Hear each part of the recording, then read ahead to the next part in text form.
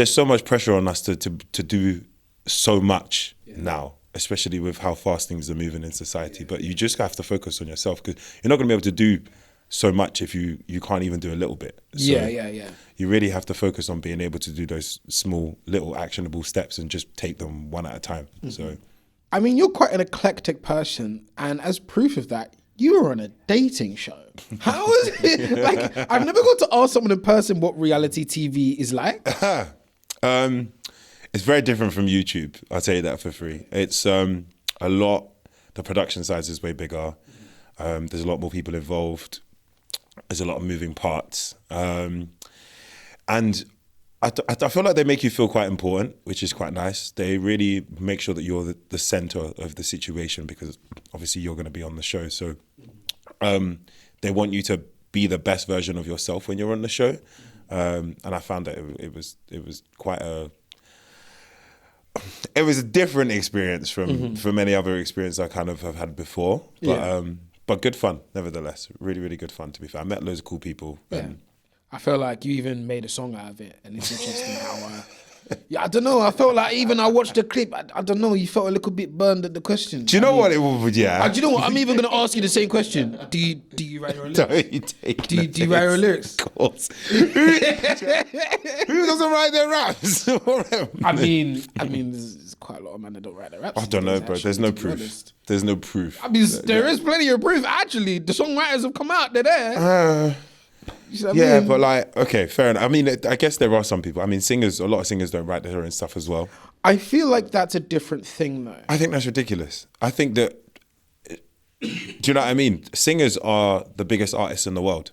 I think it depends on what particular genre you are a singer of and what specific song you're writing. For example, obviously the classic pop star is having songs basically handed them on a platter. That's just how it goes, right? And it's just like, cool, whatever, right? I don't expect that much from you anyway half the time. But you look at certain R&B singers, soul singers, you're listening to them for their vocal ability, not necessarily the lyrics per se. And even then, when you have when you have a songwriter involved, it's sometimes they're not even writing a single lyric. The songwriter is just there to help with structure. Yeah, I completely get that. That sort of thing. And I actually think some rappers could really use with that. What, structure? Yeah. Do you know, one thing I realized, in my music career is like, I'm a lot further ahead of a lot of people than I thought. And you don't realize that till you either get into studio with people or you really listen to a lot of people's songs and how they put things together. And like, I just thought it was kind of like, if I'm honest, like common sense. Like, you just kind of, it really isn't. Yeah, I just thought, okay, cool. I've been listening to music my whole life. This is A, this is B, this is C. There's a hook, there's a chord. You kind of can just look at a song and figure it out. But I guess it's not the same for everybody. Some people take a little bit more coaching to do it. Some people need to understand rhythm and BPM. And like, I guess I've definitely had times where there's like beats that I've had to write on that are in 3/4 and it's a completely different tempo. And I've had to kind of almost relearn it again and stuff like that and adjust. So like, I get it now, but I think when I first started, I just assumed everybody kind of had rhythm, everybody kind of understood how to flow on a beat. Like it can't be that hard, but it's actually a skill that you really have to definitely learn like and delve songwriting into. is a skill. Like the idea of where do you put a verse? What's a bridge? Why do you need one? What's an alternative chorus? Why do you need one? How do you do a 16-bar intro? Like, these are things that you pick up along the way. I mean, even then, in terms of having a focused song concept, we all know however many grime MCs that are some of the sickest bars you've ever heard, but can't write a good song to save their lives. Yeah, do you know what?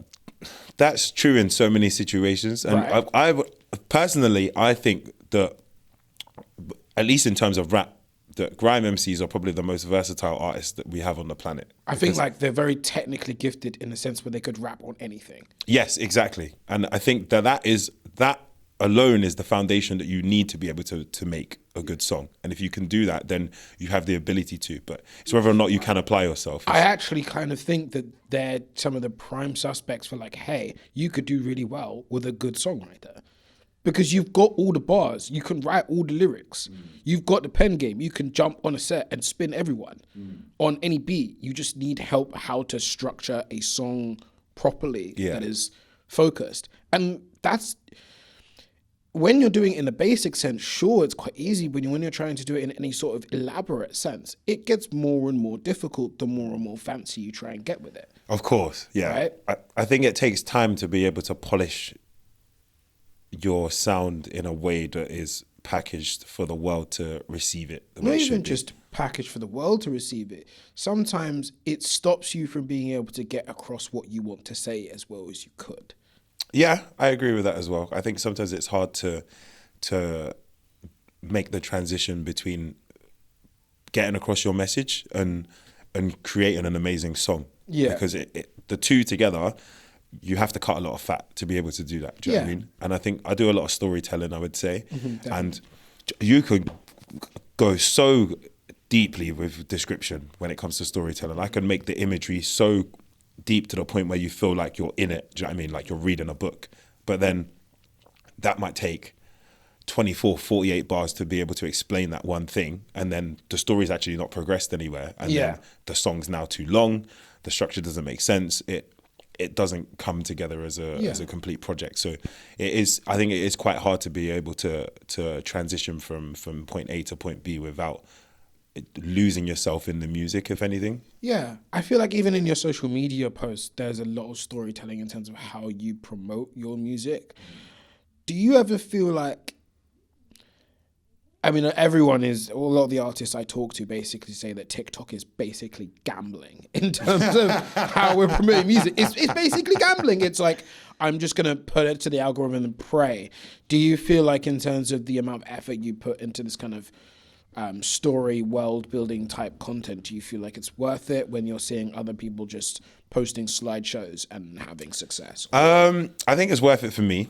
I think I stand for what I stand for. I have a brand, and for me, I need to be able to translate my message in a way that's conveyed well to everybody that supports me. Do you know what I mean? If I just put, like, I know the slide thing does work, and I've done the slide thing and it does work. Do you know what I mean? But I feel like that method is getting patched. It's a form of storytelling as well, technically. Like, it is also a form of storytelling. The method might be getting patched, or they might be patching that way. I mean, it still works when I do it. I only do it every now and then, but it does still work. But I think it's easy. Like, I know people that use ChatGPT, for example, to they'll get a bunch of pictures of themselves, and then they'll find a bunch of outfits online, and they'll ask ChatGPT to put them in those outfits or those pictures, and then they'll just write along the text. I was wearing this, I was wearing this, I was wearing this. And now I made a song about it. And then at the end, it'll show like their Spotify profile or something. Yeah. It's super easy to do, but like, one, I think that your music and your art is a reflection of you as a person. And if you're not putting out the best reflection of you, then what are you doing it for at the end of the day? If you're not working hard towards it, what's the point in doing it anyway? If you want it easy, then it's not going to last long. I think there's also a point where people are fed up of being advertised to. And so if you come to your post and you feel like you're being advertised to, you're just going to scroll. Yeah, right? That's true. That's true. It's this weird thing where you're trying to find a way to advertise to people without advertising to them. Yeah, and I think, to be honest with you, in today's day and age, advertising is not advertising. Right. Like, you just have to be as authentic as you can and show your personality and have a few different content pillars that work with your brand.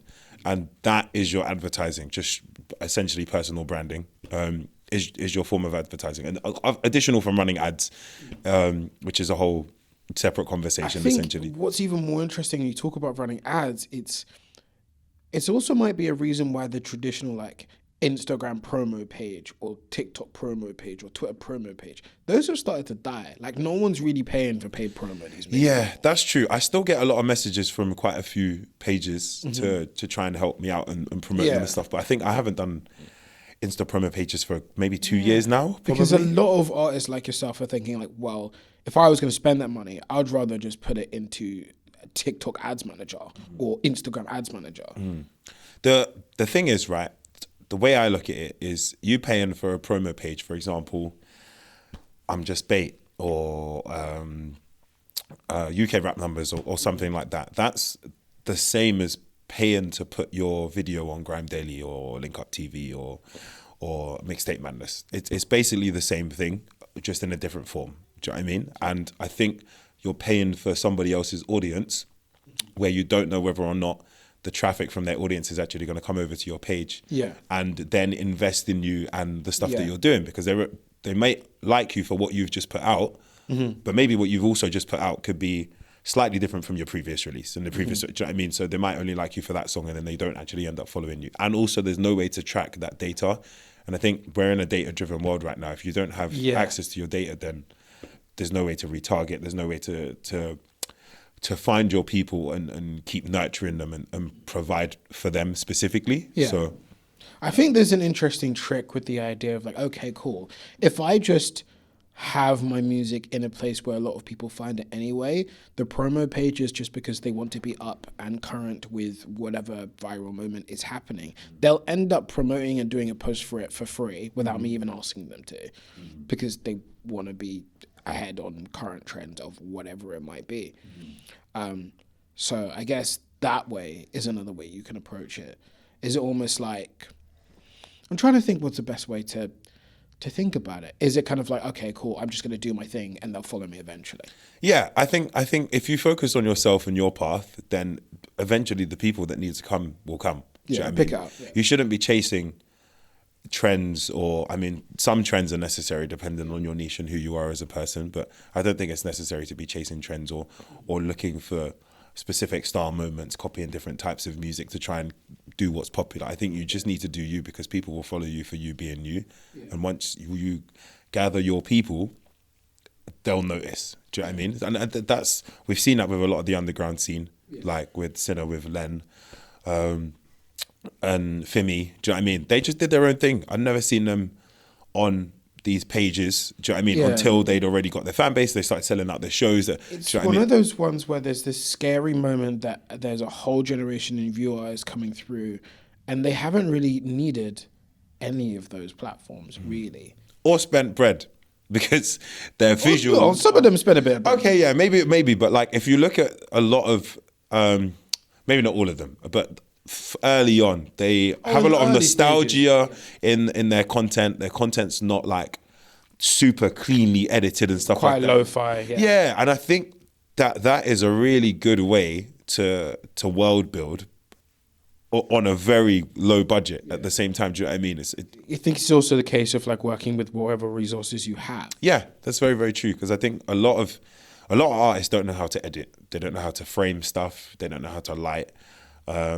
Maybe they might not know how to engineer. There's a lot of different skills that come into music. Do you know what I mean? But I think there's also a thing where it's like,